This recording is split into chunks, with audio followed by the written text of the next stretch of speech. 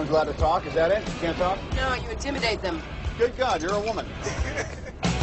Is it better to be feared or respected? And I say, is it too much to ask for both? I humbly present the Jericho.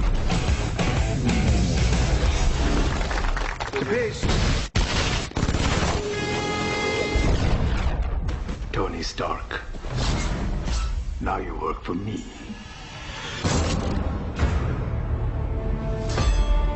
What are you building, Stark?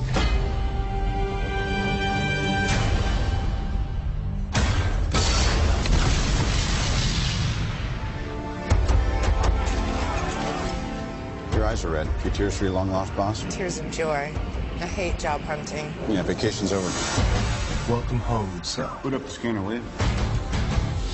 What happened over there? I had my eyes open. I want to protect the people I put in harm's way. A man with a dozen of these can rule all of Asia. Yeah, I can fly. Let's see if this dog can hunt.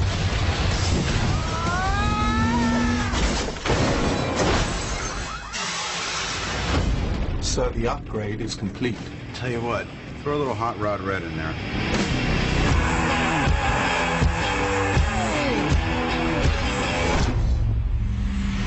Damn. Good luck keeping up.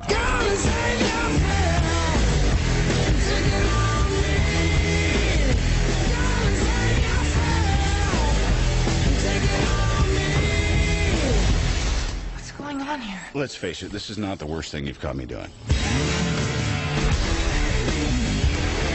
There's been speculation that I'm parading around as a superhero. I'm just not the hero type, clearly.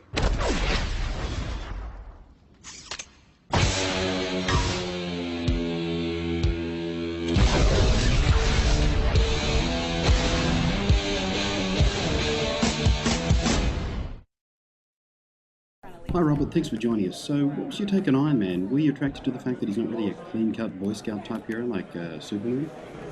He just starts off as a guy who's desperate to save his own life and very surprised that he was put in a position where he has to do so. I mean, I don't think he had a sheltered life. I think he was just probably in a lot of denial about the ramifications of what he did for a living. It's not I don't think it's a film about someone's conscience getting the better of them. I think it's a film about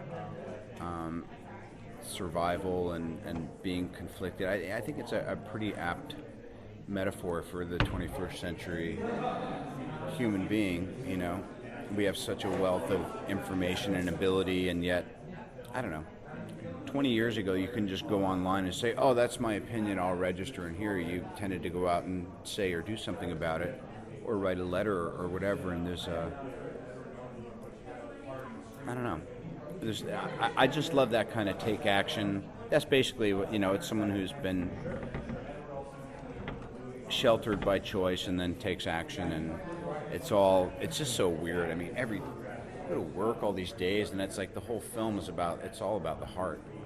You know, it's subtly laced through the footage you saw, but, you know, I got it. Every day they'd be like gluing an RT to my chest, and I'd be like, I wonder what the essence of, oh yeah, there it is, the heart, the heart center. What's your heart? What's the truth of your, I'd be sitting there going, you know, I read a lot of Bodhi Tree bullshit, and now I literally have it like glued to my heart. I mean, like, I just don't really understand where this guy's coming from.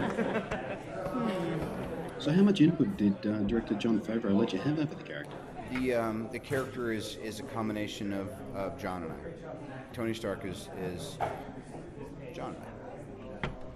His direction and my execution and sometimes my ideas, and then his direction of those ideas, my line of dialogue that he scratched and then challenged me to write something better, and then his line of dialogue that I judged and we shot anyway, or something that we wrote together and we looked at it on paper and said, wow, this isn't going to work. And then we shot it and it really worked. Or sometimes it looked really great on paper and we got there and said, we knew this had happened, the other shoe had to drop. We were so lucky and fortunate every day. Always made the day, always were happy with what we'd done at the end of the day. if we were less happy some days, we'd give it another shot, or we'd realize that it was how it was supposed to be, and we didn't really need it.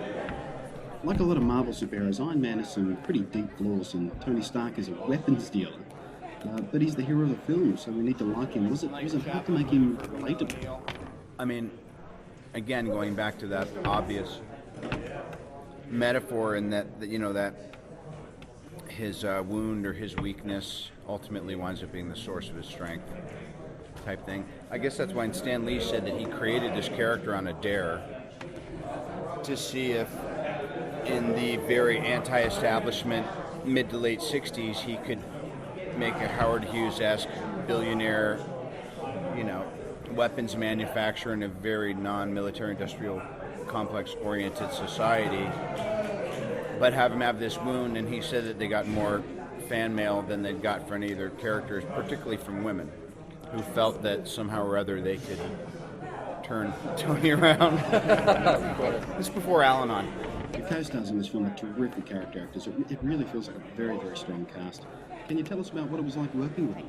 Well, I said on the panel, and she said that I was bullshitting, and I wasn't, and then I reminded her that I wasn't. She just shrugged me off anyway. But Gwyneth's instincts were really, really sound, and John's and mine tended to not be far off on any given day. But if we weren't sure, we'd check in with her. And Terrence is so smart and has such a knack for this. A lot of the dialogue or ideas and the things were stuff that he would be walking past one of our rehearsals for a scene he wasn't even going to be in, and then he'd contribute to that. And then we were really concerned about the Rhodey and Tony relationship. You have so many relationships you're juggling, and so you'll see, and I won't say much about it, but we go through a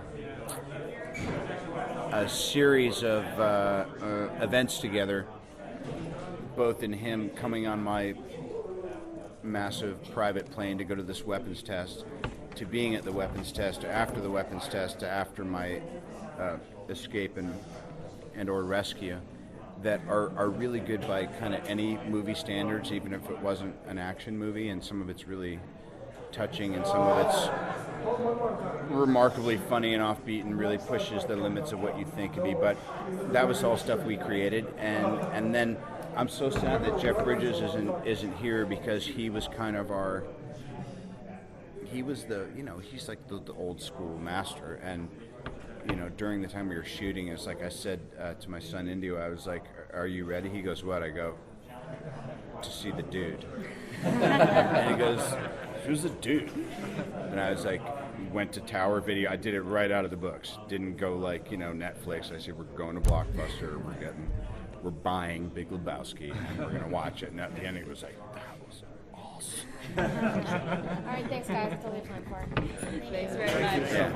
Where are you? Pardon? What movies? Avengers. Oh, yeah, I'd probably be the best deal in the lot. Thank you. Thanks, Robert. Appreciate your time. Really looking forward to the movie.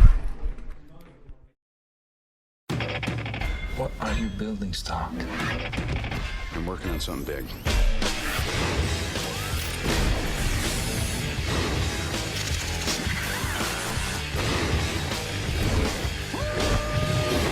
Yeah, I can fly. I just finally know